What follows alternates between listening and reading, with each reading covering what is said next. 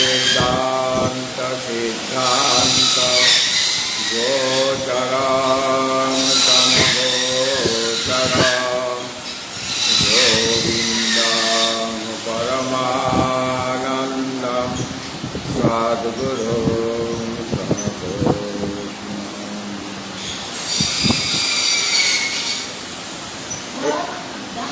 हाँ हाँ सत्यांग बोलते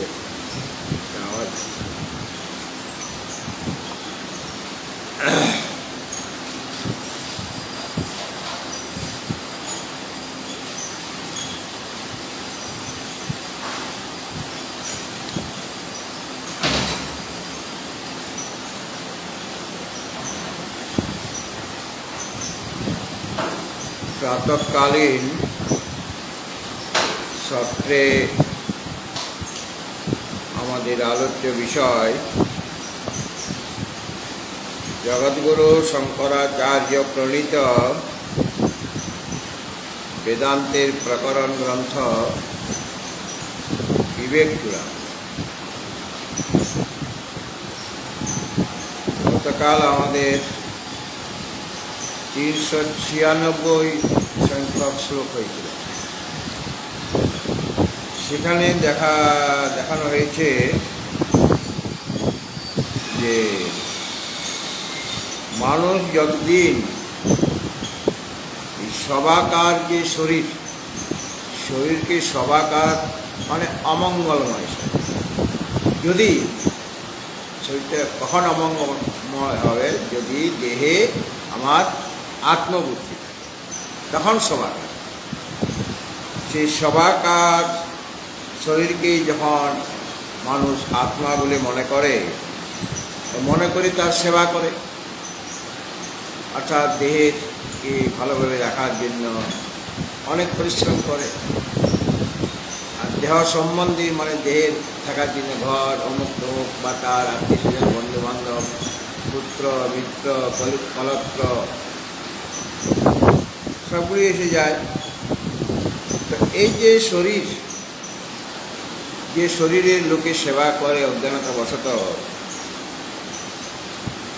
সে শরীরটি ততক্ষণ অপবিত্র থাকে কতক্ষণ, যতক্ষণ এই মলময় কোষ এই শরীরকে যখন আত্মা বলে মনে করবে ততক্ষণ আমাদের শরীরটাও অপবিত্র থাকে, অসুস্থ থাকে এবং শত্রুর কাছ থেকে সে কষ্ট পায়, নিজের থেকেও কষ্ট পায়। আর তার জন্ম মৃত্যু নিরয় মানে নরক বা নরক যন্ত্রণা ভোগ করে। আর যখন অবিদ্যাদি শূন্য হয়ে যাবে, অবিদ্যাদি শূন্য যে মঙ্গল স্বরূপ পরমাত্মা, অবিদ্যা একটা দোষ, মানুষ এই অবিদ্যা দোষের দ্বারা গ্রস্ত বলে দেহটাকে আত্মা বলে মনে করছে। আর যিনি অবিদ্যা দোষ রহিত এবং যিনি সবাকার, এই শিবাকার মানে মঙ্গল স্বরূপ, আর ওটা ছিল সবাকার, এই শিবাকার মানে মঙ্গল স্বরূপ, আর ওই সবাকার হলো অমঙ্গল স্বরূপ। যেহেতু দেহে আমি আত্মবুদ্ধি করি, এই জন্য অমঙ্গলময়। আর যদি দেহটাকে উপযুক্তভাবে কাজে লাগানো হয় আত্মার অনুসন্ধানের জন্য, তখন ওই শরীরটাই তোমাকে মুক্তির দিকে নিয়ে যাবে। হ্যাঁ, কিন্তু তা তো নয়, দেহটাকে আত্মা বলে মনে করে দেহের সেবাতে সে মগ্ন হয়ে আছে এবং দেহ সম্বন্ধে আর যারা আছে তাদের সেবা করছে, মানে সংসারের সেবা করছে। অনিত্যম অসুখম লোকম ইমাম প্রাপ্য ভজস্ব মাম। 10 দিন পর্যন্ত আমার শরীরটা অশুদ্ধ থাকে, মানে মানুষ অশুদ্ধ হয়ে যায়, মানুষই অশুদ্ধ হয়ে যায়, আর অন্যের থেকে কষ্ট পায়, আর জন্ম মৃত্যু নরক নিরয় মানে নরক আদি ভোগ করে। আর যখন অবিদ্যাদি দোষরহিত মঙ্গলস্বরূপ যে কূটস্থ আত্মা, তাকে অনুভব যখন করবে, তখন সেই সমস্ত ওই সমস্ত দোষ, কি দোষ, ওই যে অন্যের কাছ থেকে কষ্ট পাওয়া বা নিজে অসুখী হয়ে যাওয়া আর জন্ম মৃত্যু নরকাদি ভোগ করা, এইগুলি থেকে সে মুক্ত হয়ে যাবে। ছান্দোগ্য উপনিষদে বলা হয়েছে প্রজাপতি ব্রহ্মাজি, তার কাছে তো দেবরা ইন্দ্রও গেছেন, আবার অসুরদের মধ্যে বিরোচনও গিয়েছিলেন। তো তিনি ইন্দ্রকে বলছেন, হে ভগবান, মর্ত্যং বা ইদং শরীরম আত্মং মৃত্যু না। ছান্দোগ্য উপনিষদে আছে যে এই শরীরটি ইদং শরীরং মর্ত্যং, ভগবান মানে ইন্দ্রের এক নাম, তাকে সম্বোধন করে। সেই ভগবান ইদং শরীরং মর্ত্যং, এই শরীরটা হলো মর্ত্য মানে মরণশীল, মানে বিনাশী। আর শরীর মর্ত্যং বা ইদং শরীরম আত্মং মৃত্যু না, এই শরীর মৃত্যুর কবলিত হয়ে আছে, মানে যে কোনো সময় মৃত্যু হয়ে যেতে পারে। মৃত্যু তাকে খাবার জন্য গ্রাস মানে মুখটা হা করে আছে। তদস্য অমৃতস্য অশরীরস্য আত্মন অধিষ্ঠানম। আর এই যে শরীর যেটা মরণশীল, যেটা মৃত্যুর দ্বারা মানে কাল দ্বারা গ্রস্ত, কালের দ্বারা মানে আক্রান্ত হয়েছে, এমন যে শরীর, সেই শরীরটায় যে অমৃত স্বরূপ এবং যার শরীর নেই, অশরীর যে আত্মা, সেই আত্মা হলো অধিষ্ঠান। অধিষ্ঠান মানে এখানে আছে, তিনি যেহেতু ব্যাপক, অধিষ্ঠান মানে ওই অর্থে নয়, পরমাত্মা সকলের অধিষ্ঠান। এখানে ওখানে যে অধিষ্ঠান বলা হয়েছে মানে তিনি এই শরীরের মধ্যে, যেহেতু তিনি ব্যাপক, শরীরের মধ্যে ব্যাপ্ত হয়ে আছেন। অধিষ্ঠানম হ্যাঁ, তিনি এই শরীরের মধ্যে রয়েছেন। আর বই সশরীর প্রিয়া প্রিয়াভ্যাম, আর ওই যে শরীর মানে সশরীর মানে দেহধারী যে জীব বা দেহ অভিমানী যে জীব, তাকে বলা হচ্ছে সশরীর। আর অশরীর মানে সেও শরীরে আছে কিন্তু দেহে তার অভিমান নাই। তাহলে পর বই সশরীর প্রিয়া প্রিয়াভ্যাম, যাদের শরীরে অভিমান আছে তারা প্রিয় এবং অপ্রিয়, প্রিয় মানে সুখ, অপ্রিয় মানে দুঃখ, তার দ্বারা মানে কবলিত, মানে প্রিয় তার লাভ হবে, তখনও অপ্রিয় লাভ হবে, মানে সুখ আর দুঃখ লাভ হবে। তারপরে বলছেন নবৈ সশরীরস্য সতঃ প্রিয়া প্রিয়য়োর অপহতি অস্তি। যাদের শরীরে অভিমান আছে, শরীরকে যারা আত্মা বলে মনে করে, তাদের প্রিয় আর অপ্রিয় মানে সুখ আর দুঃখ, এদের হাত থেকে অপহতি নাই, মানে এদের হাত থেকে সুখ দুঃখের হাত থেকে রক্ষা নেয়, মানে সুখ দুঃখের নিবৃত্তি হয় না। এটা ছান্দোগ্য উপনিষদে বলা হয়েছিল।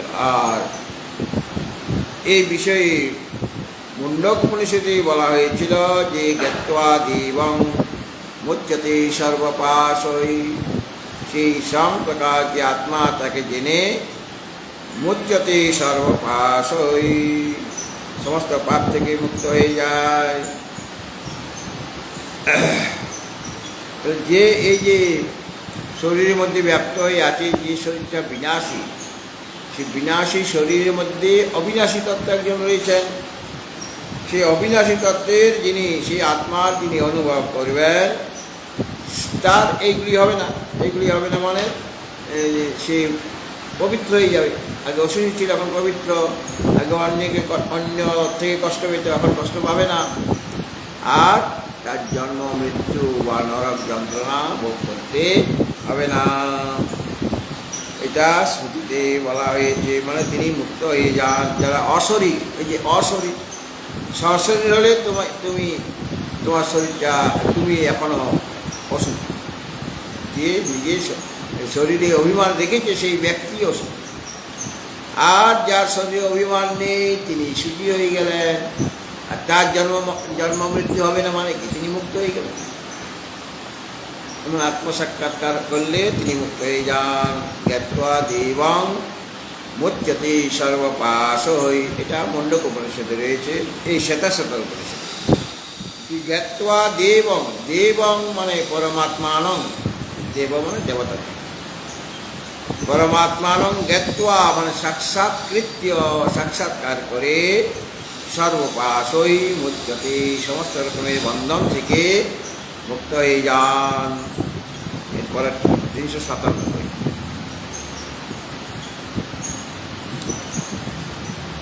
স্বাত্মান্যারোপিতা সে, এটা হয়ে গেছে কি,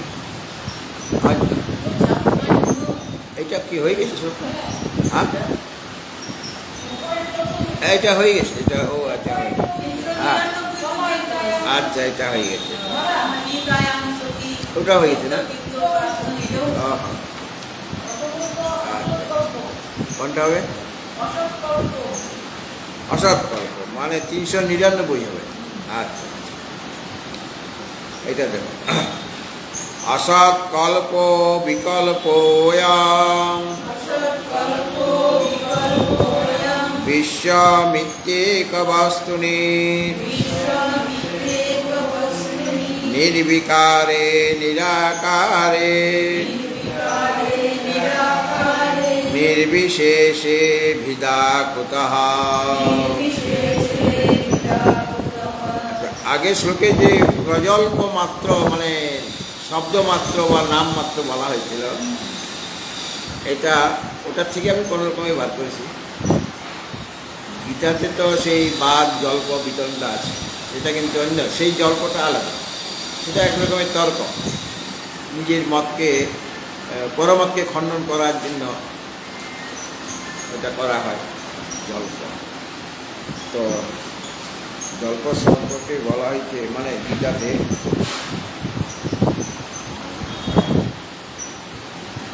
বাদ প্রবদতা মম আছে না, হ্যাঁ গীতাতে আছে না, কি মনে করছেন?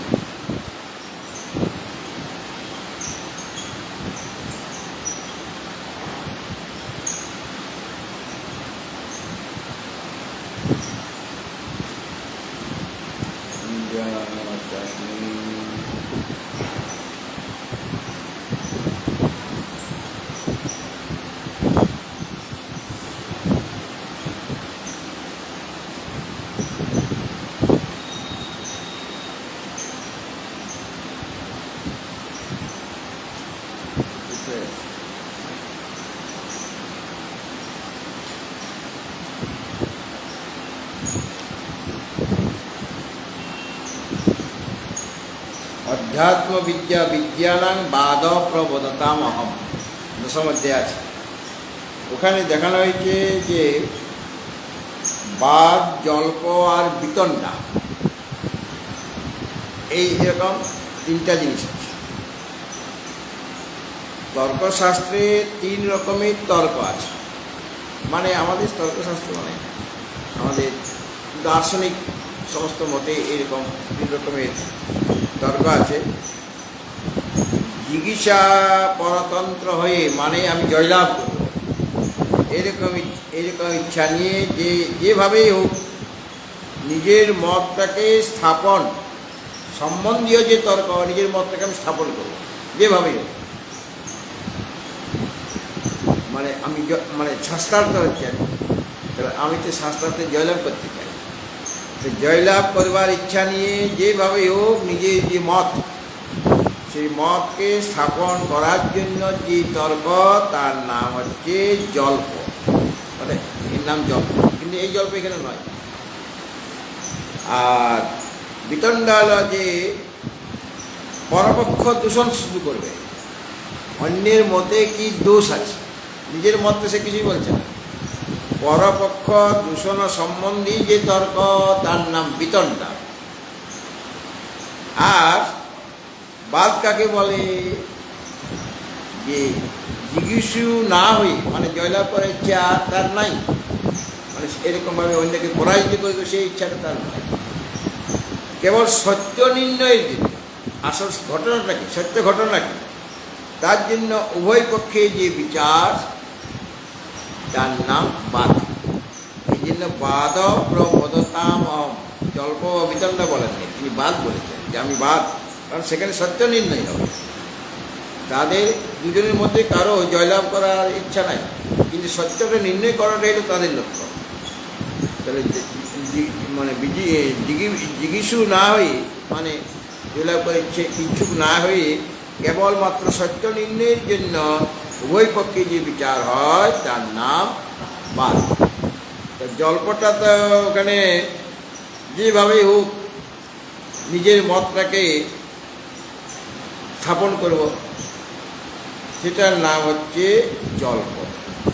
সে যেভাবেই হোক, মানে সত্য নির্ণয় না হতে পারে, মানে আমি যেভাবে মানে এমনভাবে যুক্তি দিচ্ছি, সেই যুক্তিটা ওরা খণ্ডন করতে পারছে না, যদিও আমার মতটা ঠিক নয়, কিন্তু আমার মতটাকে আমি ঠিক বলে বেরিয়ে যাব, এটার নাম জল্প। নিজের মতটা যে কোনোভাবে হোক সেটাকে স্থাপন করার জন্য যে তর্ক মানে যুক্তি, তার নাম জল্প। কিন্তু এখানে জল্পটা একটু আলাদা। জল্প একটা ধাতু আছে, গম ধাতু, লট লকায় রূপী গচ্ছতি গচ্ছত গচ্ছন্তি। আর জল্প ধাতু একটা, জল্পতি জল্পত জল্পত, এইভাবে রূপটা হবে। জল্প একটা ধাতু, তার অর্থ হলো বলা। জল্প ধাতুর অর্থ হলো বলা, কিন্তু এখানে এটা ক্রিয়াপদ নয়, কিন্তু ওই ক্রিয়াপদ থেকে এসেছে জিনিসটা। জল্প এই ধাতুটা থেকে প্রজল্পের যে জল্পটা এসেছে, ওটাতে এসে ধাতুর সাথে অচ বা অপ্রত্যয় যোগ করা হয়েছে। অর্থাৎ যে যার দ্বারা কথা বলা হয় বা যে বিষয়ে কথা হয়, এরকম অর্থটা হয়ে যাবে, তখন ক্রিয়াপদ হিসেবে থাকবে না, তখন তার অর্থ এগুলো শব্দ বা নাম। হ্যাঁ, জল্প একটা ধাতু, তার অর্থ কি, বলা, কথা বলা, ঠিক আছে। এখন ওই ক্রিয়ার সাথে একটা মানে ধাতুর সাথে কৃত প্রত্যয় যোগ হয়, ধাতুর সাথে কৃত প্রত্যয় যোগ, কৃত প্রত্যয় যোগ করে দিলে সেটা তার ধাতু থাকে, তখন একটা ওটা একটা নতুন প্রতিপাদিক হয়ে যাবে, প্রাতিপদিক হয়ে যাবে। হ্যাঁ, যেমন ওই গম ধাতু ত করে গতা, গতাটাতে গম ধাতু থেকে এসছে, কিন্তু ওটা এখন প্রাতিপাদিক হিসাবে তা যোগ করবে। হ্যাঁ, তো এখানেও সেই রকমভাবে জল্প ধাতু থেকে অচ বা মানে ওটা কোনো পরিবর্তন দেখা যাবে না, তাতে করে অর্থটা হয়ে গেল যে শব্দ। কথা বলাটা তো শব্দই করবে, তো যে বিষয়ে কথা বলে সেটার নাম হচ্ছে জল্প, এরভাবে অর্থটা হয়। যেমন পাপোহং পাপ কর্মাহং, পাপোহং, এখানে পাপ শব্দের অর্থ কি, অহং পাপ মানে আমি পাপী, আর হ্যাঁ, আর ওখানে পুংলিঙ্গ আছে, দেখো পাপ, পাপোহ, পাপ পুংলিঙ্গ আছে। আর যখন এমনি যে পাপ পাপম, তখন ক্লিবলিঙ্গ। তাহলে যখন আমি পাপম বলছি, তখন তার অর্থটা হচ্ছে পাপ, পাপ যে মানে অশুভ কর্ম। আর যখন পাপ বলছি, তখন পাপকারী, পাপী। কেন এরকম হলো? পাপম করোতি সপাপ, অপ্রত্যয় লাগি যাবে। যে পাপকর্ম করে সে হলো পাপ, মানে জিনিসটা পাল্টে গেল না, কেন না ওখানে শুধু অটা লাগানো হয়েছে, অ বা অচের অটা থাকে, এই জন্য রূপটার পরিবর্তন হচ্ছে, কিন্তু লিঙ্গ পরিবর্তন হয়েছে। পাপ য করোতি সপাপ মানে পাপী, যে পাপ করে। পুণ্যং য করোতি স পুণ্য, পুণ্য মানে পুণ্যাত্মা, পুণ্য মানে পুণ্যাত্মা, পুণ্য মানে শুভ কর্মটা। সেরকম জল্প যে ধাতুর সাথে কৃত প্রত্যয় যোগ করলে পর ওটা রূপটা জল্পই থেকে যায়, পাল্টাচ্ছে, মানে অথবা এই ধরনের কিছু হবে। তো এতে করে ওটা তখন আর ধাতু রইল না, তখন প্রাতিপদিক হয়ে গেল। মানে যে বিষয়ে কথা বলে বা কথাটা তো একটা শব্দ মাত্র, আমার মুখ থেকে শব্দ বেড়েছে, তাহলে ওই যে শব্দটা তখন তার অর্থ হয়ে যাবে। প্রজল্প মানে প্রকৃষ্ট জল্প, প্রকৃষ্ট শব্দ, বা কেবল শুধু শব্দ বা নাম, দুইটা অর্থ করা হয়, শব্দ বা নাম। শব্দ মাত্র বা নাম মাত্র, যেটা উপনিষদে বলা হয়েছে বাচারম্ভন, বাচারম্ভন বলা হয়েছে, বাক্যের দ্বারা আরম্ভন, বাক্য মানে শব্দ, বাচারম্ভন বিকারো, বাচারম্ভন বিকারো নামধেয় মৃত্তিকা ইত্যেব সত্য। ওটা বাক্য আছে মানে শব্দ আছে, ওটা একটা শব্দ হচ্ছে ঘট, শব্দ উচ্চারণ করছি, আর নাম ঘট, আর ওর একটা আকার আছে, আর শব্দ উচ্চারণ করছি ওটাকে বোঝাবার জন্য। আর জিনিসটা হলো ঘট, মানে যেটা আমি দেখছি সামনে, আর শব্দ করলাম ঘট, মুখ দিয়ে উচ্চারণ, ওটা তো আর ঘট নয়, মুখ দিয়ে যেটা উচ্চারণ করো সেটা ঘট নয়। আমি ঘট বললাম, তুমি সেটা দিয়ে ওই শব্দটা দিয়ে কি তুমি জল ভরতে পারবে? তাহলে কোনটা দিয়ে জল ভরা যাবে?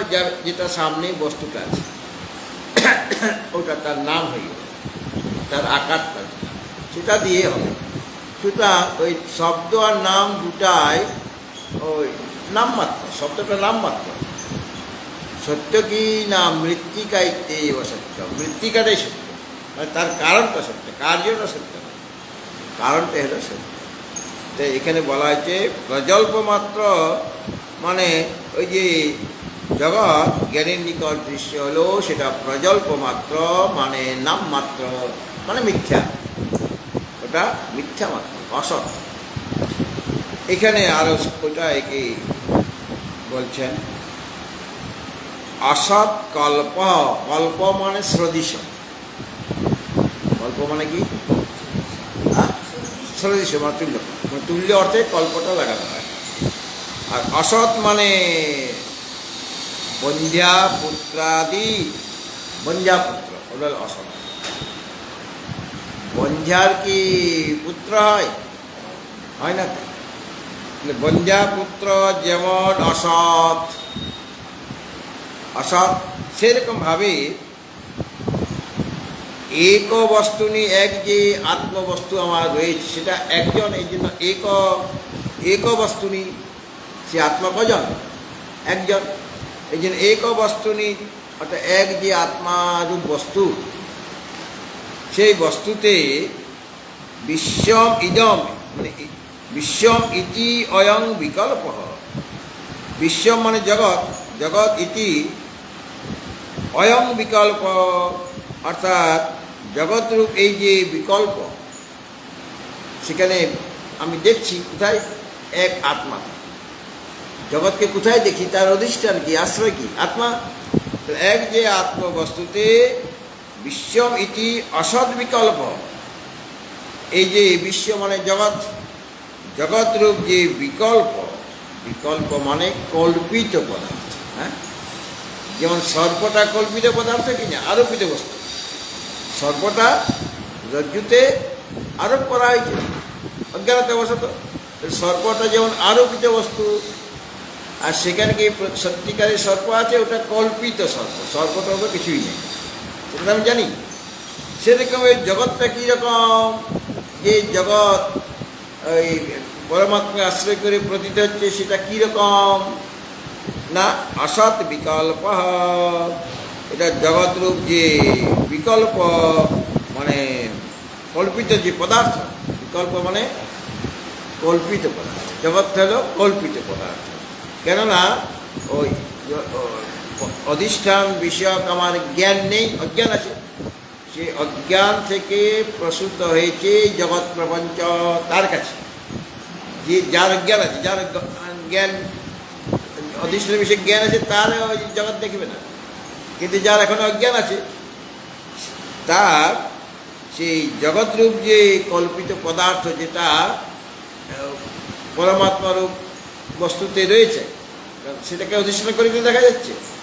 এই যে কল্পিত পদার্থ সেটা কীরকম না অসৎ কল্প, মানে বঞ্জাপুত্রাদির মতো সেটা মিথ্যা বা বঞ্জাপুত্রের মতো, মানে একদম মানে অসৎ বলে দিলে, মিথ্যা বলে তার একটা কথা ছিল, একেবারেই বঞ্জাপুত্রের মতো বলে, অর্থাৎ তার কোনো সত্তাই নেই।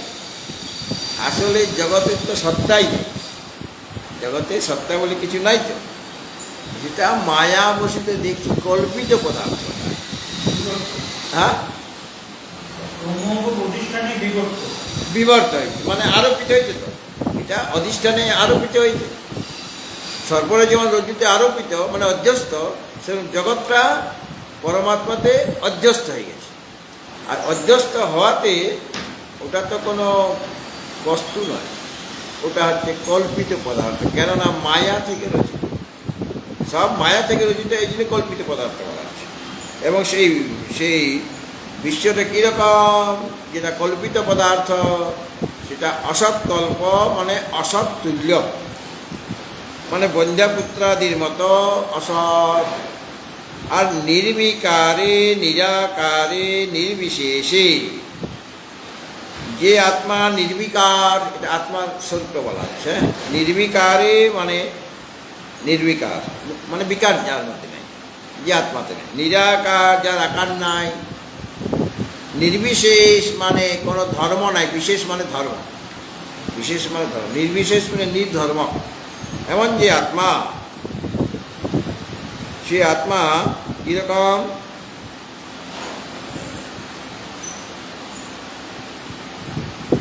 ভিদা কোথা, সেই আত্মাতে ভেদ কোথা থেকে আসবে, কোথা ভিদা, ভিদা মানে ভেদ, এইরকম আত্মাতে ভেদ কোথা থেকে আসবে, সে তো নির্বিকার, আর তার কোনো বিকার নেই, তার কোনো আকার নেই, সে একজনই তো।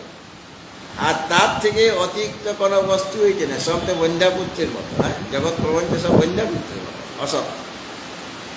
কাজেই এমন যে ওই নির্বিকার নিরাকার নির্বিশেষ বা নির্ধর্মক যে আত্মা, সে আত্মাতে কোথাও বিজা, তার মধ্যে ভেদ কোথা থেকে থাকবে, মানে হচ্ছে যে একমাত্র ব্রহ্মই আছে, তিনি সত্য, আর সব মিথ্যা।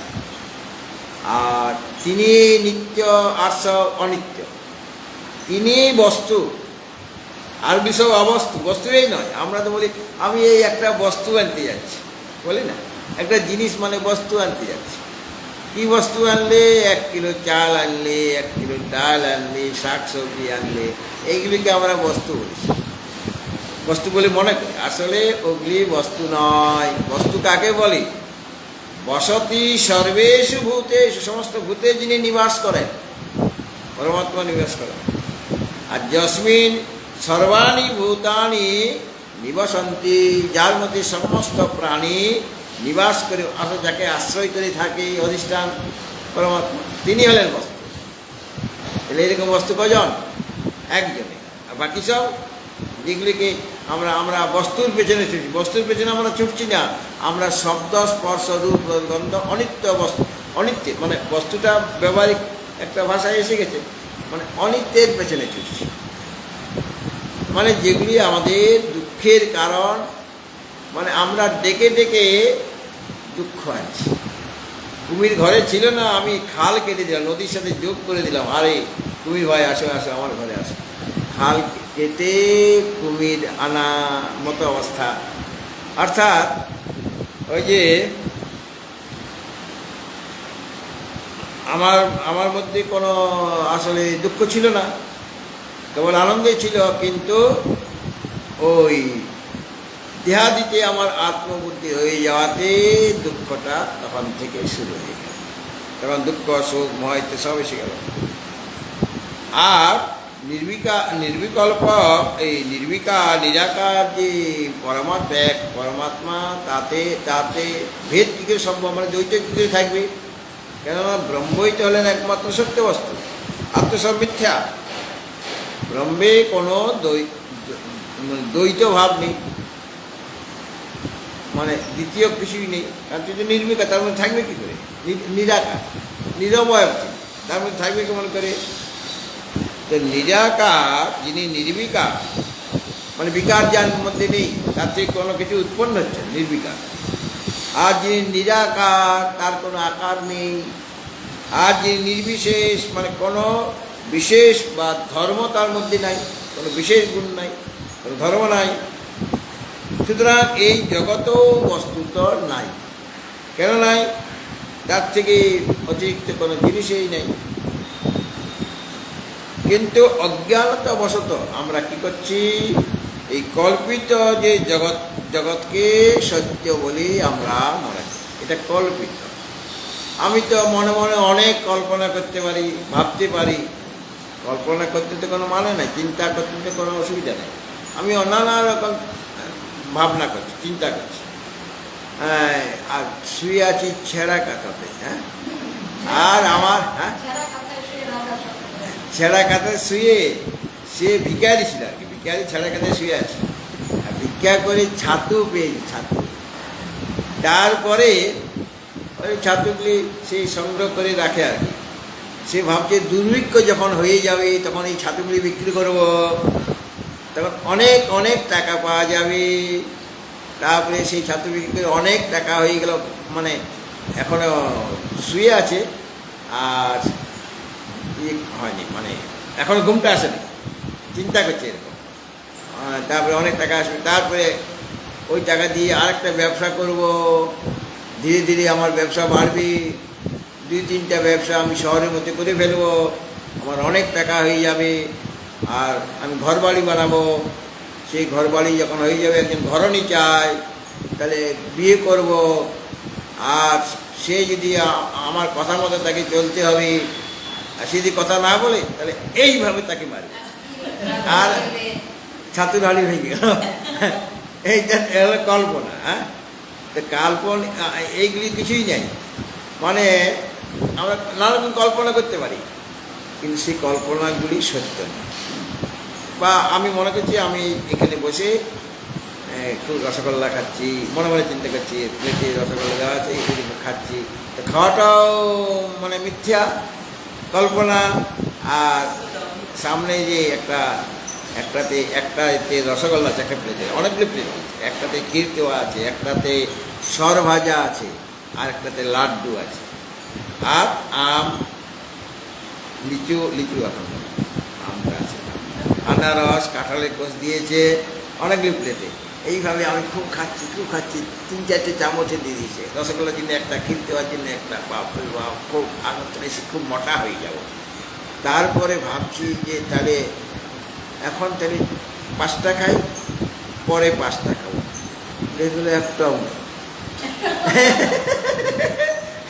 আর মুখটায় কোনো রসগোল্লার রস লেগে নেই। সে খাচ্ছিল, কয়েকটা খেয়েছে, ওরা একদিন থাক, ওগুলো বিকালে খাবো না, সন্ধ্যাবেলা খাবো, রুটির সাথে খাবো। রুটির সাথে কী খাবে, তার আগে কিছুই নেই। তো এইগুলি কল্পনাগুলি মিথ্যা হয়। সুতরাং যে আত্মার মধ্যে কোনো বিকার নাই, কোনো আকার নাই, কোনো ধর্ম নাই, এমন যে আত্মাতে জগৎ প্রতীত হচ্ছে। সুতরাং এই যে অখণ্ড যে পরমাত্মা, যিনি পরিপূর্ণ, সুতরাং এই জগতেও বস্তুত নাই, তিনিই আছেন। কিন্তু জগৎকে আমরা দেখছি কী করে? অজ্ঞানতাবশত কল্পিত জগৎকে আমরা সত্য বলে মনে করছি। ওটা কল্পিত জগৎ, জগৎটাই কল্পিত, এটা কল্পনা মাত্র, মায়ার দ্বারা রচিত। মায়াটা একটা কল্পনা শক্তি। সুতরাং জগৎটা কল্পনার দ্বারা তৈরি, কাল্পনিক সেটা মানে মিথ্যা, মাইক। ম্যাজিশিয়ান যে ম্যাজিক দেখাচ্ছে সে তো মায়া দেখাচ্ছে। পিসি সরকার আসলো, রাত্রি 9টার থেকে শো করার কথা চলছে, রাত্রি 9টায় শো হবে। তো অনেকে সেখানে উপস্থিত হয়েছে, টিকিট কেটে আসবে কলকাতা থেকে বাঁকুড়া। আর ট্রেনটা লেট করেছে। উনি তো সাথে আরও তো লোকজন নিয়ে আসবে, একা তো আসবে না, একা তো এসে তো ম্যাজিক দেখাতে পারবে না। আর একটা সিনেমা হল ভাড়া নিয়েছে, যারা ওই শোটা দেখাবে আর কি, তারা যা টিকিট বিক্রি করেছে বা লভ্যাংশ ওরা পাবে। আর ওদের যেটা ফিক্স সেই টাকাটা ম্যাজিশিয়ানকে দিয়ে দেবে। এইরকমভাবে চলে আর যাত্রা বা ম্যাজিক এইগুলো এইভাবে চলে। তো ওনার ট্রেন লেট হয়ে গেছে, 12টার সময় গিয়ে হল ঘরে উপস্থিত। তার আগে এরা চিৎকার চেঁচামেচি করছে, সে 9টার থেকে বসে আছে বেচারেরা। আর মালিক যে টিকিট বিক্রি করেছিল তাকে প্রায় মারধর করে আর কি, যে আমাদের টাকা নিয়েছ, টিকিট দিয়েছ, টিকিট আছে আমাদের হাতে, মোটার টাকাও নিয়েছ, অথচ ম্যাজিশিয়ান নেই, মানে তোমরা ম্যাজিশিয়ানকে নিমন্ত্রণই করো না, তাহলে সে আসবে কেমন করে? এইভাবে না এক একজন একেমন কথা বলছে। আর তিনি রাত্রি 12টায় পৌঁছালেন। উনি জানেন যে হয়ে শুরু হয়েছে নিশ্চয়ই, 3 ঘন্টা ধরে কে বসে থাকবে, এই সময় তো শেষ হয়ে যাওয়ার কথা ম্যাজিক। তুমি গিয়ে হাজির হয়ে বললেন যে এই যে শুনো শুনো শুনো, তোমরা তো চিৎকার করছো কেন? ম্যাজিশিয়ান মানে বেশি সরকার, হ্যাঁ দেখুন এই 9টার সময় শো করার কথা, আর আপনি আসলেন 12টায়। বলি 12টা? আরে আমি তো 9টায় এসেছি, 9টার সময় তোমাদের টিকিটে কত লাগা আছে, সময়টা রাত্রি 9টা। আর কটা বাজে? সবাই বলছে 12টা 12টা 12টা।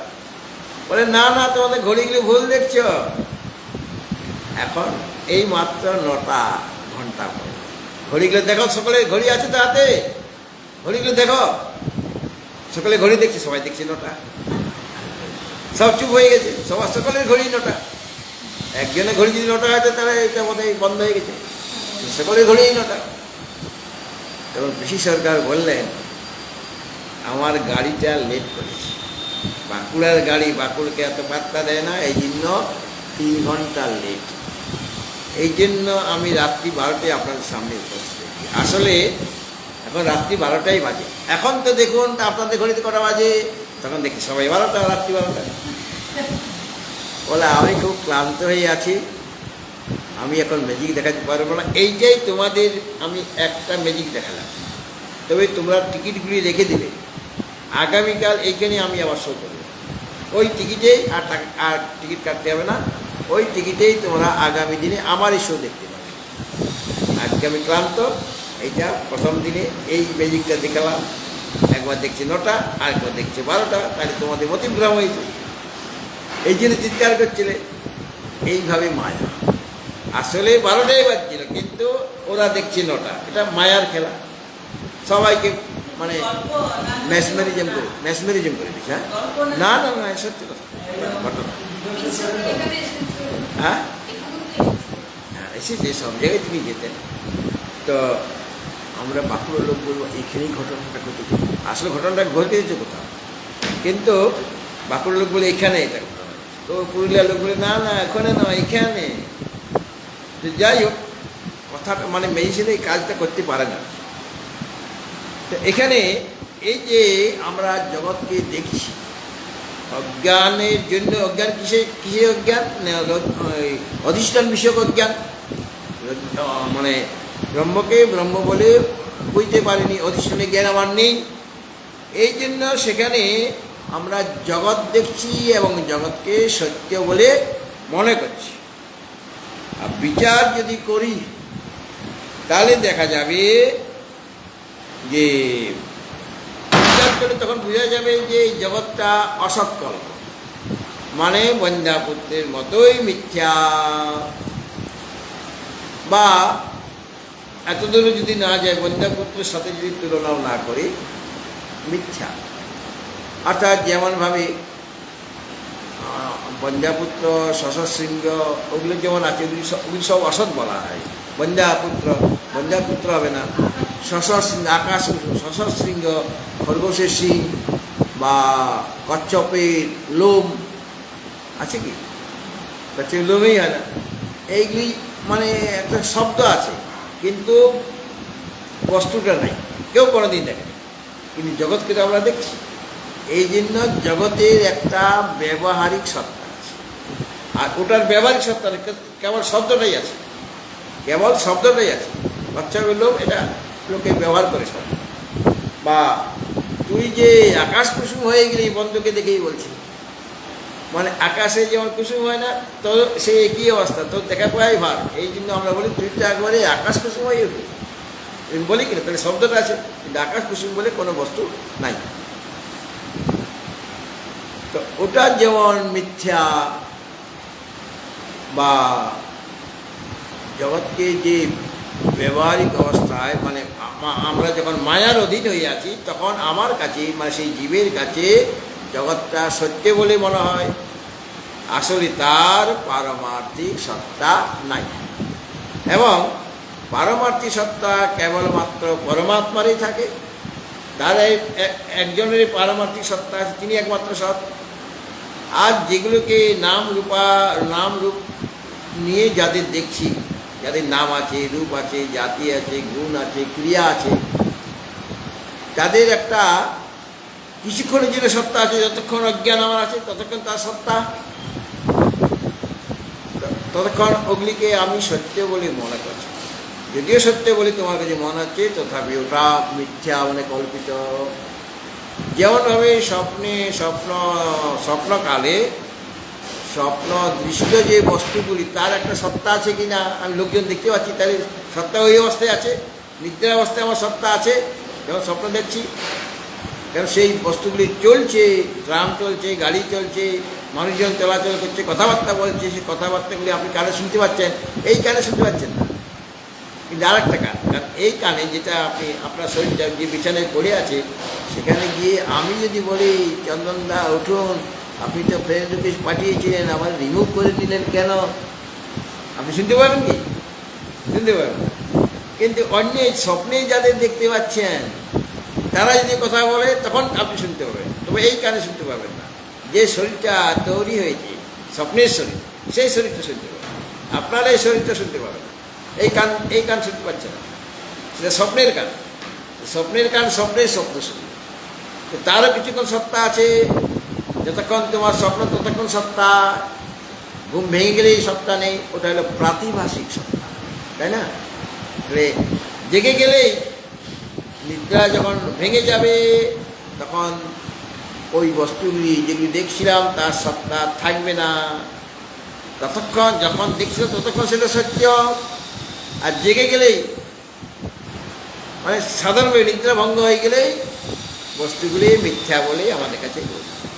ঠিক সেরকমভাবে আমরা এখন অজ্ঞান নিদ্রায় নিদ্রিত, স্বপ্ন দেখছি আসলে অজ্ঞান নিদ্রায় নিদ্রিত। এটা একটা বিরাট স্বপ্ন। ওখানে স্বপ্নটা কিছুক্ষণের জন্য, 1 মিনিট বা 5 মিনিটের জন্য আপনার স্বপ্ন তো সবসময় দেখছেন না। 1 মিনিট 2 মিনিট, ওইটাই অনেক লম্বা বলে মনে হচ্ছে। আমি দেখেছি মোটেই 1 মিনিট বা 2 মিনিট দেখেছি, মনে হচ্ছে যে বিরাট লম্বা আমি স্বপ্ন দেখলাম, অনেক বড় স্বপ্ন দেখেছি। আর বড় কি, ওই 1-2 মিনিট দেখি।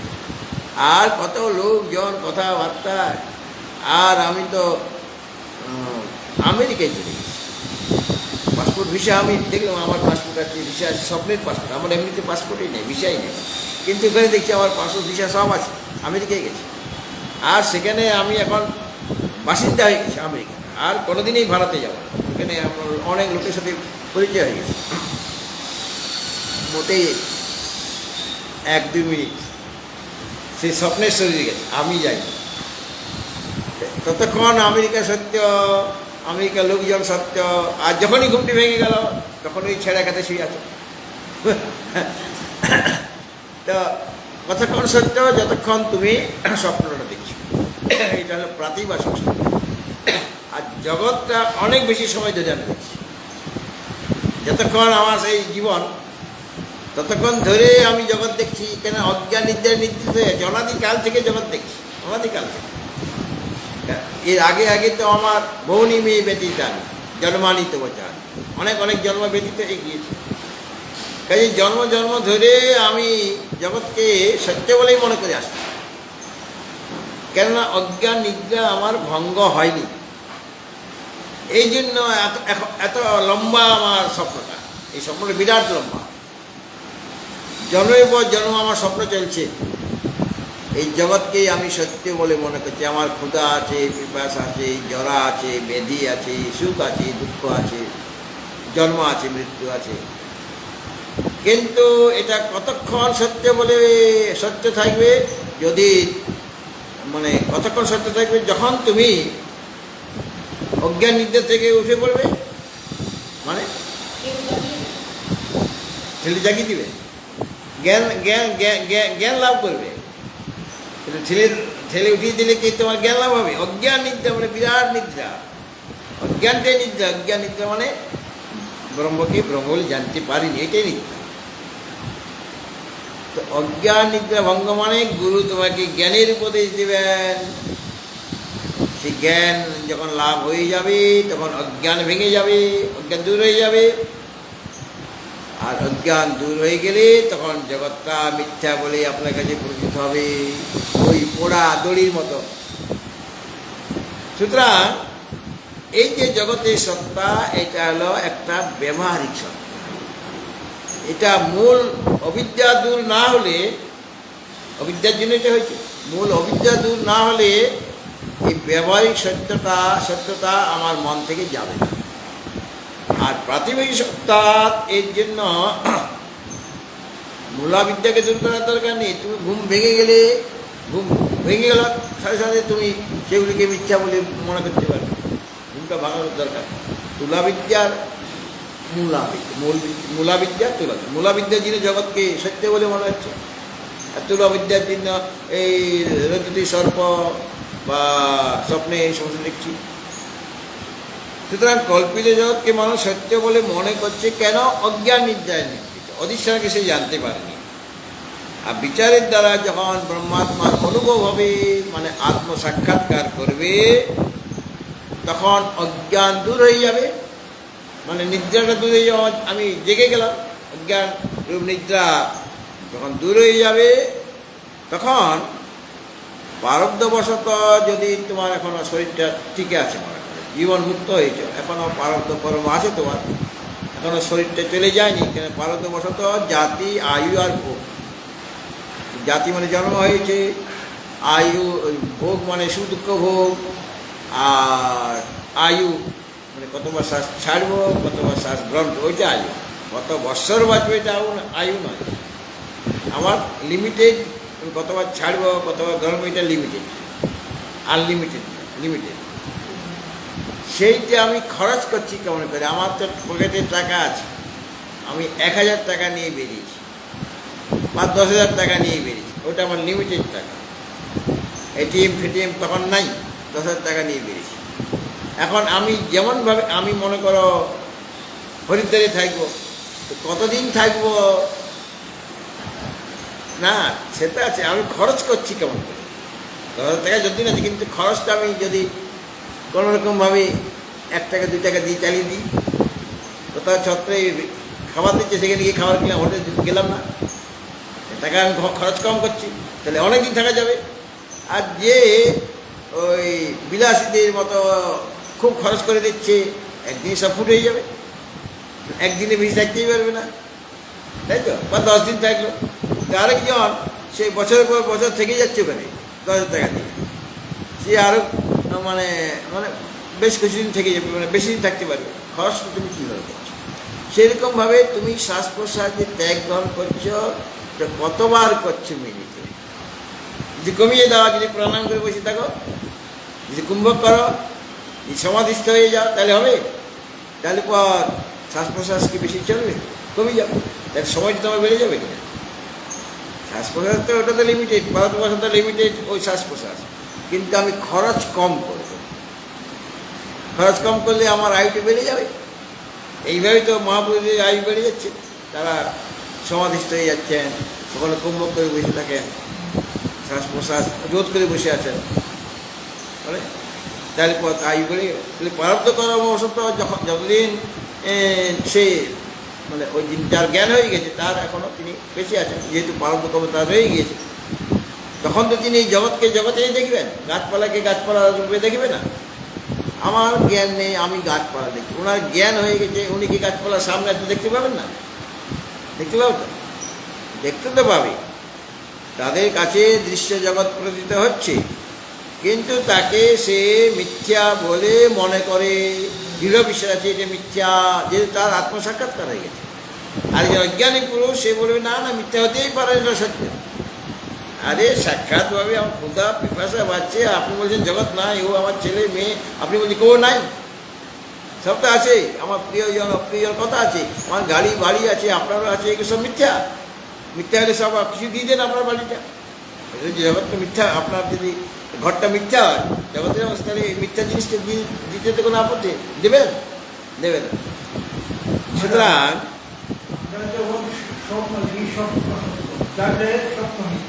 দেখেন সেরকম এখানেও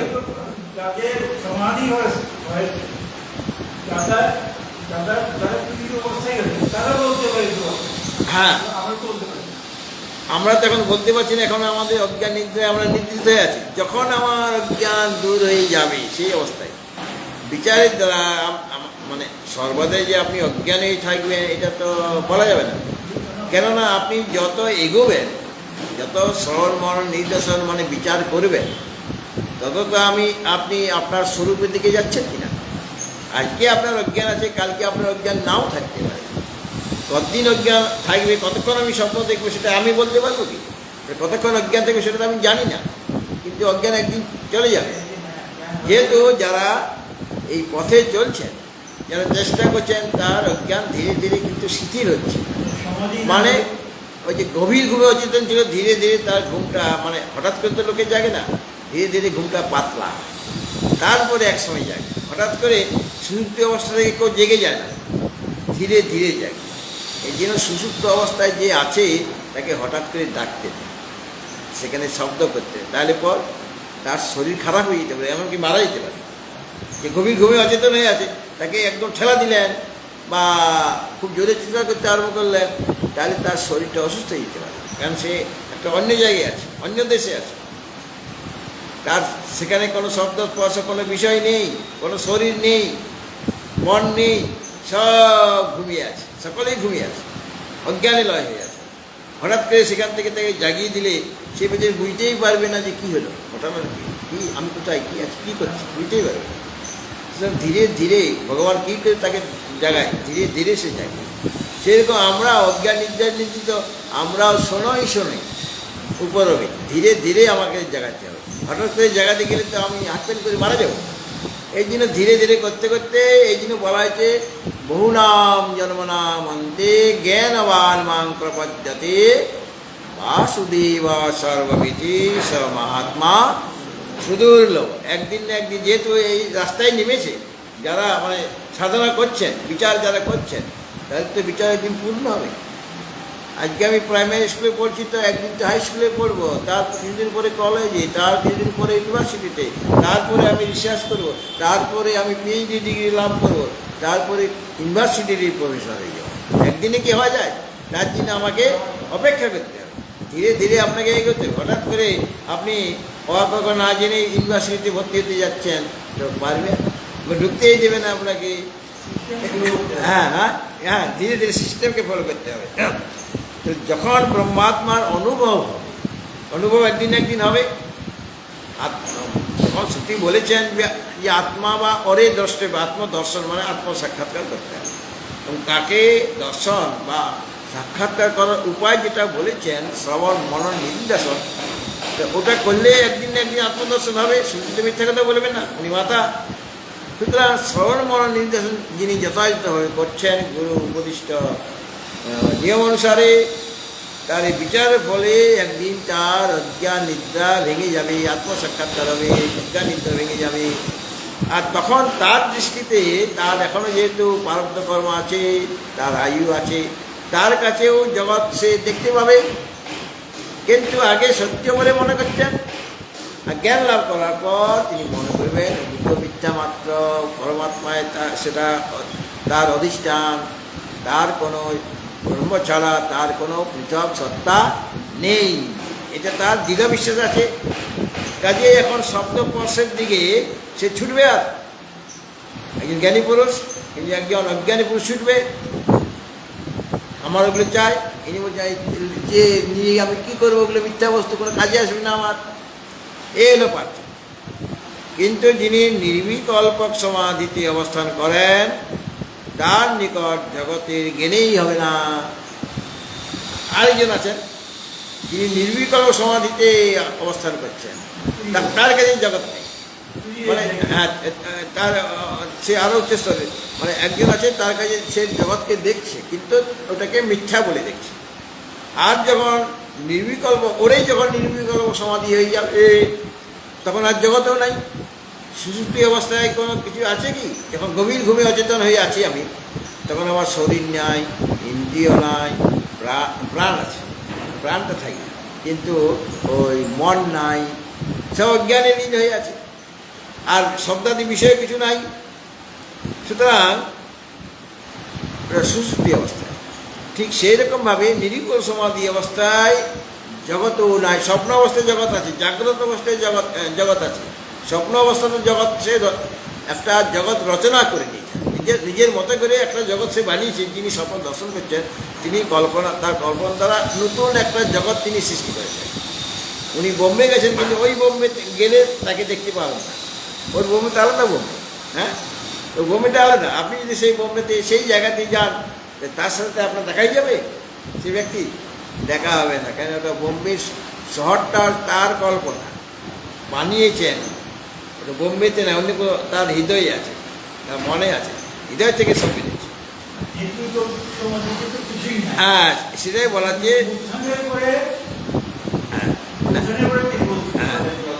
যারা নির্বিকল্প সমাধি হয়নি আর কি, তাদের কাছে জগৎটা প্রতীত হবে কিন্তু মিথ্যা বলে বোধ হবে।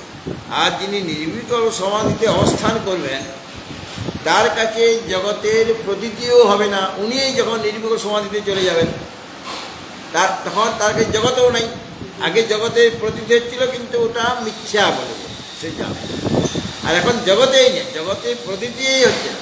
তখন যখন নির্বিকল্প সমাধিতে তিনি অবস্থান করবেন তার নিকট জগৎ, তখন ওই অবস্থাতে জগৎটা পঞ্জাপুত্রের মতো অবস্থা, ওই অবস্থা, অন্য সময় না।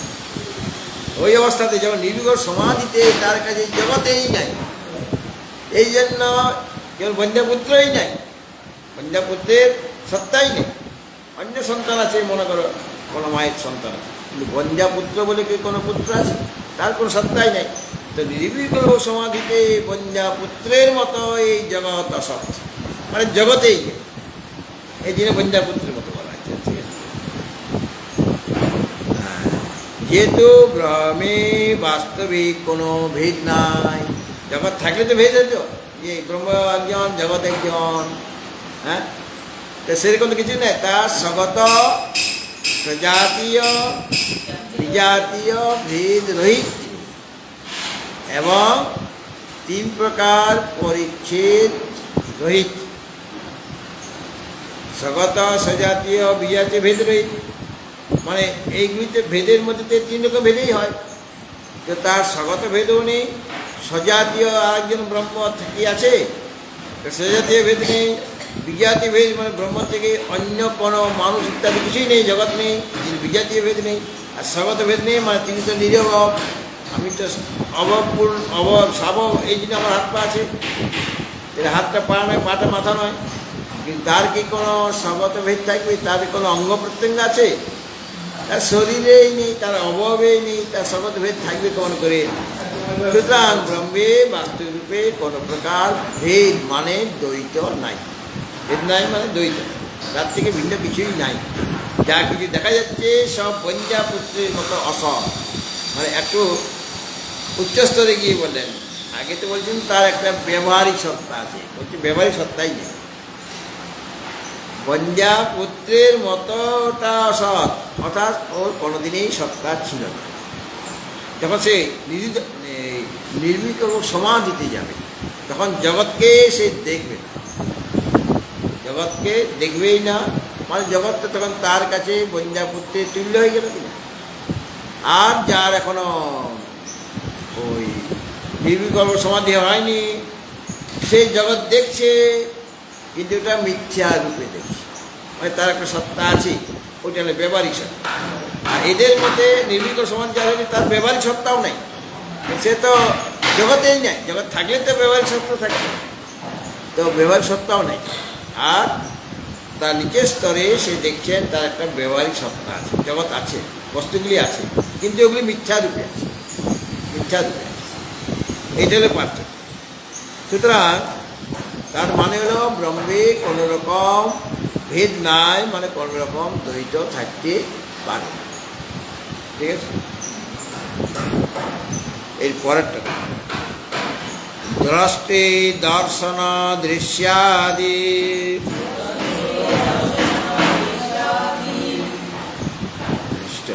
ভাব শূন্যৈক বস্তুনি নির্বিকারে নিরাকারে নির্বিশেষে ভিদা কুতঃ। ব্রহ্মে যে কোনো রকম ভেদ কল্পনা করা যায় না, সেটা ওই আগের শ্লোক থেকে বলছেন, ওই 399 শ্লোক থেকেই ব্রহ্মে কোনো রকম ভেদ নাই, ভেদ কল্পনা করা সম্ভব নয়। সেটা ওখানে তো স্মৃতির লাইনে ছিল নির্বিকারে নিরাকারে নির্বিশেষে ভিদা কুতঃ, এটার শেষে একই মানে জিনিসটা একই কথা বলা হচ্ছে, মানে ব্রহ্মে কোনো রকম ভেদের যে কল্পনা সেটা সম্ভব নয়। সেটা আরেকটা দৃষ্টান্ত দিচ্ছেন, দৃষ্টান্ত যুক্তি দিচ্ছেন, দ্রষ্টি দর্শন দৃশ্যাদি ভাব শূন্যই এক বস্তু। অর্থাৎ দৃষ্টি মানে দশটা, আর দর্শন আর দৃশ্য, ওটাকে আমরা বলতে পারি জ্ঞাতা, জ্ঞান আর জ্ঞেয়। কিন্তু তার ওই দ্রষ্টা দর্শন যার দ্বারা দ্রষ্টা দৃশ্যকে দেখবে, হ্যাঁ, যেমন জ্ঞাতা যার দ্বারা জ্ঞেয়কে জানবে সেটা হলো জ্ঞান। জ্ঞাতা যার দ্বারা জ্ঞেয়কে জানবেন সেটার নাম হলো জ্ঞান। দ্রষ্টা যার দ্বারা দৃশ্যকে দেখবে সেটা হলো দর্শন। তো দৃষ্টি মানে এখানে মূল প্রাতিপদিক হলো দৃষ্টি ঋকারান্ত, যেহেতু এখানে সমাস করা হয়েছে কাজে এটা রূপের ভিন্নতা আসবে না। হ্যাঁ, মাতৃরূপে না, আমরা বলি মাতা রূপে না, বলি কি মাতৃরূপে, মাতৃ শব্দটা মূলে আছে, আর তার সাথে রূপের সাথে সমাস করে দেওয়া হলো, তখন মাতৃরূপে না। সেরকম দশটা নিকাটে রয়ে গেল। দশটি মানে দশটা, আর দর্শন আর দৃশ্য মানে এটা দৃশ্যবস্তু আদি বলেছে, এই জন্য জ্ঞাতা জ্ঞান জ্ঞেয়, ধ্যাতা ধ্যান ধ্যেয়, এগুলি সব ত্রিপুটি বুঝে নিতে হবে। এই যে জ্ঞাতা জ্ঞান জ্ঞেয় বা দশটা দর্শন দৃশ্য, এরকম ভাব রহিত এক বস্তু, এরকম ভাব যেখানে নেই, অর্থাৎ তিনি কেবলমাত্র আছেন, সেখানে ভিন্ন ব্যক্তি থাকলেই তো দশটা দৃশ্য আর দর্শন হবে। হ্যাঁ, যদি আমার থেকে ভিন্ন কেউ থাকে তবে তার দৃষ্টিতে আমি জ্ঞেয় হয়ে যাব, সে আমাকে জানবে বা দেখবে। আমার থেকে ভিন্ন একজন জ্ঞাতা বা দ্রষ্টা থাকতে হবে কিনা, যে আমাকে দেখবে। তা আমার থেকে কোনো বস্তুই নাই, জগতেই নাই। তাহলে দ্রষ্টা যখন আমার থেকে ভিন্ন কেউ আছে তখনই, মানে দ্বৈত থাকলে তখন দ্রষ্টা দৃশ্য দর্শন এই ভেদগুলি থাকতে পারে। আমার থেকে যদি ভিন্ন কেউ থাকে, কার দৃষ্টিতে আমি দ্রষ্টা দৃশ্য বা দর্শন হব? হ্যাঁ, একজন থাকবে তো বাইরে, একজন দ্রষ্টা থাকবে, তার দর্শন, তার দ্বারা সে দৃশ্য বস্তুকে দেখবে, তাহলে একজন তো থাকা দরকার, কিন্তু সেরকম কেউ নাই। তিনি এক বস্তু, এক মানে দ্রষ্টা দর্শন আর দৃশ্য ইত্যাদি ভাব শূন্য, মানে এইরকম ভাব তার নাই। জ্ঞাতা জ্ঞান জ্ঞেয় এরকম ভেদ নাই। সেই এক বস্তু নিয়ে এক বস্তুকে না নির্বিকারে নিরাকারে নির্বিশেষে, হ্যাঁ, নির্বিকারে নিরাকারে নির্বিশেষে, নির্বিশেষ মানে বিশেষ শূন্য, তার কোনো ধর্মই নেই, কোনো বিশেষ নাই। এমন বস্তুতে ভিদা কোথা, তার ভেদটা কোথা থেকে আসবে? অর্থাৎ অজ্ঞান অবস্থায় আমরা ভেদ দেখছি, এটা ঘট, এটা পট, এটা এই মানুষ, এই পশু পক্ষী কীট পতঙ্গ, নানা রকম ভেদ দেখছি কিনা। আমার থেকে তুমি ভিন্ন, যদিও আমরা সকলেই মানুষ, কিন্তু সব মানুষ পরস্পর ভিন্ন কিনা। সব মানুষ কি সমান? আমি দেখতে একরকম, তুমি দেখতে আরেক রকম, আমার মনটা একরকম, তোমার মনটা আরেক রকম, তুমি একরকম জিনিস খেতে ভালোবাসো, আমি আরেকরকম জিনিস খেতে ভালোবাসি, তাহলে কত ভেদ আছে? তুমি একরকম বলে করে করে একরকমভাবে চলো, আমি অন্যরকমভাবে চলছি, আমার নিজস্ব একটা স্টাইল আছে, তোমার একটা স্টাইল আছে, চলনটাও ভিন্ন ভিন্ন হয়ে যাচ্ছে, তাহলে ভেদ আছে। সেই ভেদটা কখন দেখা যায়? অজ্ঞান অবস্থা, যখন আমি দেখবো যে এটা ওই বিদ্যা বিনয় সম্পন্নে ব্রাহ্মণে গভীরস্তিনি শুনি চৈব সপাকে চ পণ্ডিতা সমদর্শনীয়। যারা পণ্ডিত তারা সমদর্শন। যিনি অজ্ঞানী তিনি ব্রাহ্মণকে ব্রাহ্মণ দেখবেন, তিনি গরুকে গরু রূপে দেখবেন, হাতিকে হাতি রূপে দেখবেন, চণ্ডালকে চণ্ডাল রূপে দেখবেন, কুকুরকে কুকুর রূপে দেখবেন। ভিন্নতা আছে তার দৃষ্টিতে, কারণ তার অজ্ঞান আছে। আর যার অজ্ঞান দূর হয়ে গেছে সেই ব্যক্তি কীরকম দেখবেন? যে বিদ্যা বিনয় সম্পন্ন যে ব্রাহ্মণ, তার মধ্যে যে পরমাত্মা রয়েছেন, আর একজন গরু হাতি যারা রাজসিক, তাদের মধ্যে সে একই আত্মা রয়েছেন। আর চণ্ডাল তামসিক, তার মধ্যে সে একই আত্মা রয়েছেন। এমনকি কুকুর ইত্যাদি, বা যারা কুকুরকেও খেয়ে নেয়, তাদের মধ্যেও সে একই আত্মা রয়েছে। সেই আত্মাকে দেখে, সর্বত্র আত্মদৃষ্টি তাদের। হ্যাঁ, মানে ব্রাহ্মণের মধ্যে একই আত্মা আছে, তাহলে আত্মাকে তিনি সর্বত্র দেখছেন, জগতে সর্বত্র। এখানে কয়েকটা নাম দেওয়া হয় বিদ্যাবিনের সময়: ব্রাহ্মণ, রবি, অস্থি, শুনি। শুনি মানে কুকুর। শুনি চৈব চৈব, শুনি চৈব সপাকে। এই সপাক মানে চণ্ডাল। চণ্ডাল কেন? সকে পাক করে খায়। স মানে কুকুর, কুকুরকে রান্না করে খায়। কুকুর খায় না অনেক জায়গায়, ওইলে চণ্ডাল। তো এদের এদের মানে আত্মা তো সকলের মধ্যে অনুসূত হয়ে আছেন, ব্যাপ্ত হয়ে আছেন। সমদর্শী যে জ্ঞানী পুরুষ, তিনি কি দেখবেন? সেই সমকে দেখবেন সর্বত্র। একে চারজন এই কটার নাম বলা হয়েছে, কিন্তু সম্পূর্ণ জগতে তিনি কাকে দেখছেন? সর্বত্র আত্মদৃষ্টি করছেন। হ্যাঁ, কারা? যারা সেই ওই জ্ঞানটি তাদের হয়ে গেছে। তো অজ্ঞান অবস্থাতে আমাদের ভেদটা আমরা দেখছি, একজনের সাথে আরেকজনের ভেদ। কিন্তু জ্ঞান অবস্থাতে অজ্ঞানটা নষ্ট হয়ে যায়, অজ্ঞান থাকে না। ভেদ দর্শনের কারণ কি? অজ্ঞান। আমি এত ভিন্ন ভিন্ন দেখছি, ও শত্রু, ও আমার মিত্র, এই ভিন্নতা দেখছি কেন? আমার অজ্ঞান আছে। অজ্ঞানত বশত আমি ওকে শত্রু বলে মনে করছি, ওকে আমি মিত্র বলে মনে করছি। এর পেছনে কারণটা কি? ও নয়, ও আমার শত্রু, আমি শত্রু বলে তো ওকে নিশ্চয় করেছি। আসলে কেউ কারো শত্রু। তোমার থেকে ভিন্ন কেউ ব্যক্তি থাকবে, তবে তো একজন শত্রু হবে, একজন মিত্র হবে। কেউ তো নাই আসলে। সকলের মধ্যে তো সে একই আত্মায় রয়েছে। অজ্ঞানাবস্থায় শত্রু মিত্র কলত্র, পুত্র মিত্র কলত্র, নানা রকম ভেদ আছে। পশু পক্ষী কীট পতঙ্গ, আলাদা আলাদা প্রাণী সব আছে। অজ্ঞান অবস্থাতে জ্ঞান অবস্থাতে জ্ঞান হলে পরে, যখন জ্ঞান লাভ হবে, তখন অজ্ঞানটা দূর হয়ে যায়। দূর হয়ে যাওয়াতে ওই অজ্ঞানমূলক যে আমি ভেদ দেখছিলাম আত্মাতে ভেদ দেখছিলাম। কি দেখছিলাম? দশটা দৃশ্য, দর্শন, এই ভেদটা দেখছিলাম। বা প্রমাতা, প্রমাণ, প্রমেয়, বা জ্ঞাতা, জ্ঞান, জ্ঞেয়, ধাতা, ধ্যান, ধেয়, এই যে ভেদ, এটা তিনজনের মধ্যে ভেদ আছে না পরস্পর। যে ধাতা সে ধ্যায় নয়, সে ধ্যান নয়। ধ্যান আলাদা, ধ্যায় আলাদা, ধ্যাতা আলাদা। পরস্পর ভেদ আছে কি না? যখন এখন আমার এখনো ধ্যানটা পুরো লাগেনি। আসলে আমি ধ্যান করতে বসেছি, কিন্তু এখনো ধ্যান পুরোপুরি হয় না, ত্রিপুটি রয়ে গেছে। তার মানে এখনো তোমার অজ্ঞান আছে। আর যখন ত্রিপুটি কমতে থাকবে, মানে শুধু জ্ঞেয় স্বরূপ আত্মায় আছেন, আর এই ধ্যাতা ধ্যান নেই, তাহলে একজনই আছেন। একজন থাকলে তার মধ্যে ভেদ হবে কেমন করে? তিনজন থাকলে ভেদ ছিল, ওর থেকে আমি ভিন্ন।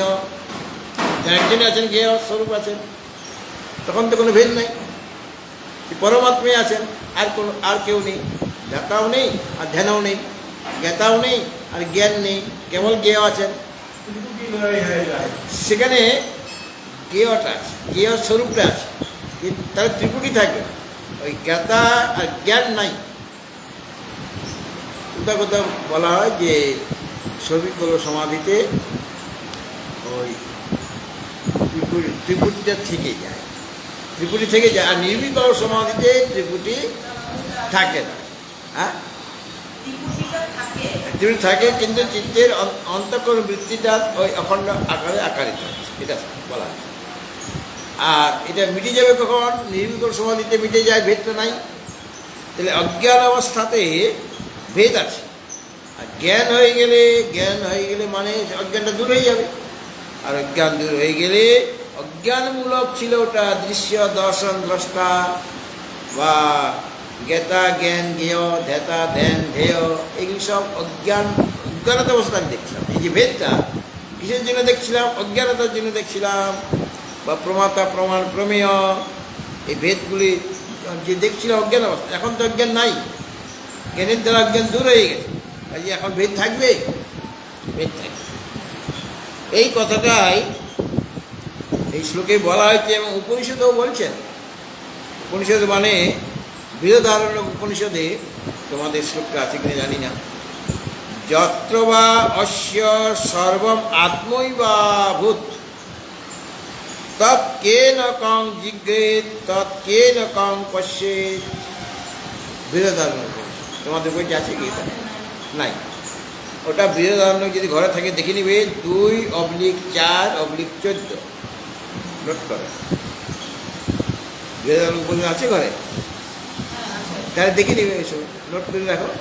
বৃহদারণ্যক উপনিষদের 2/4/14, হ্যাঁ, /14।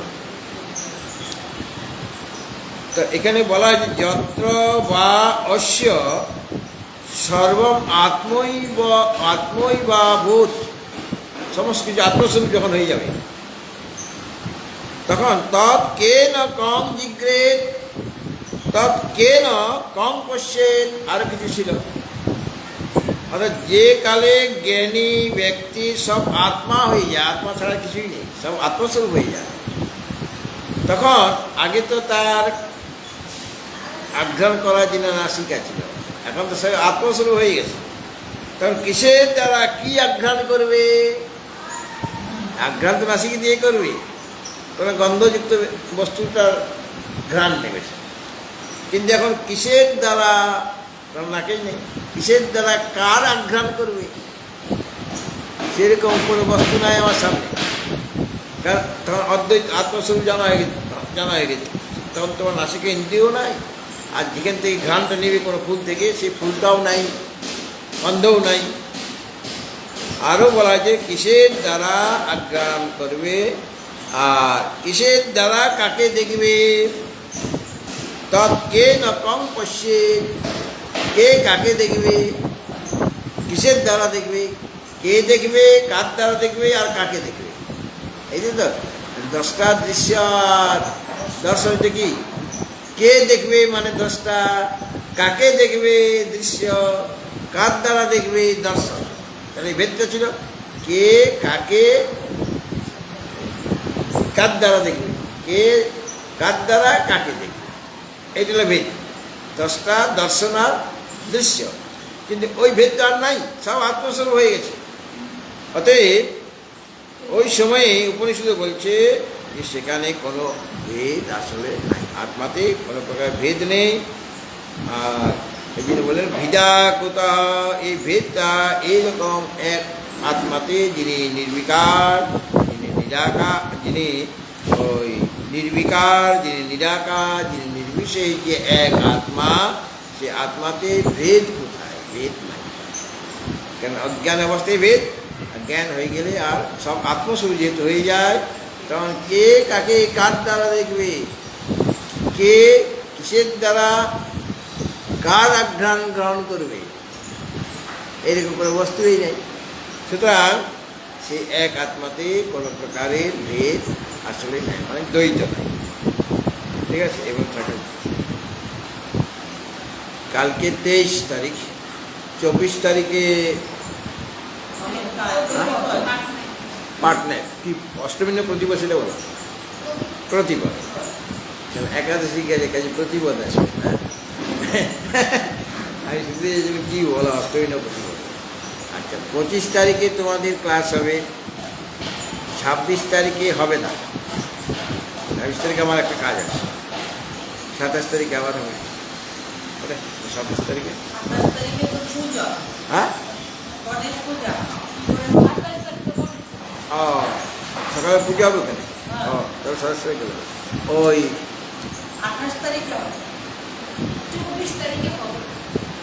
24 তারিখে হবে, 24 তারিখে হবে না, 25 তারিখে হবে। তারপর লাগাতার কদিন ছুটি, কদিন ছুটি এখন বলতে পারছি।